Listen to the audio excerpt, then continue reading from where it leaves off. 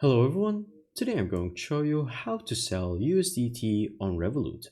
Make sure to watch the video until the end, not to miss any important details. Like and subscribe. And in case you haven't signed up to Revolut yet, you can go down to the first link in the description and sign up with the referral bonus link, and so you will get a bonus once that happens. Now, all you have to do is open your Revolut account and then go to the crypto section. And then from here, you will see all the cryptocurrencies that you own. So for example, any of them work the exact same way as the other. So if we pretend that this is USDT, then once you scroll down, you're going to see two buttons saying buy and sell. So simply you're going to click on sell. And then from here, it's going to show you the options to transfer it to other currencies or your other accounts.